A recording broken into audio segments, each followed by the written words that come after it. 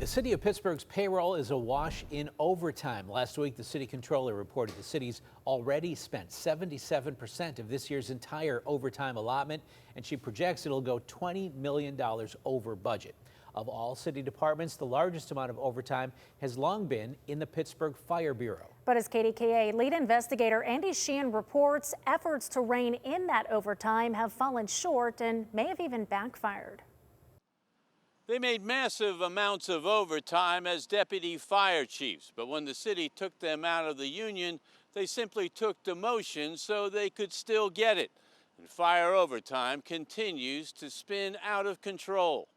For years and years, everyone in the Pittsburgh Fire Bureau, except for the chief and 2 assistants, have been members of the union, a structure that has long rankled administrations who've complained they can't effectively manage the bureau. We can't have a functional bureau with a chief and 2 assistant chiefs as the only non-union members of the entire fire bureau. Like, you can't run any institution that way. The next rank is deputy chief. The city has long had 4, each a member of the union, each eligible for overtime.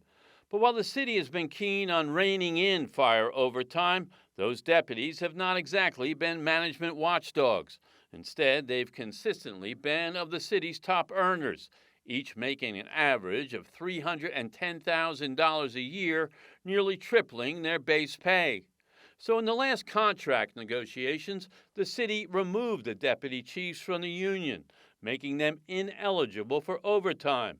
But all 4 then took demotions to the rank of battalion chief so they could still get it. Meanwhile, fire overtime continues to spin out of control. The city spent 70% of the $16.5 million budgeted for overtime and will almost certainly go over budget once again this year. This move that, you were trying to rein in overtime has actually kind of exacerbated the problem. We expected that that's the course that they were going to take when we bargained that. It's a long-term investment in the ability of the Fire Bureau to be responsibly managed. Deputy Mayor Pollock says the city anticipated the move. The contract gave the deputies another year of overtime eligibility before each took the demotion.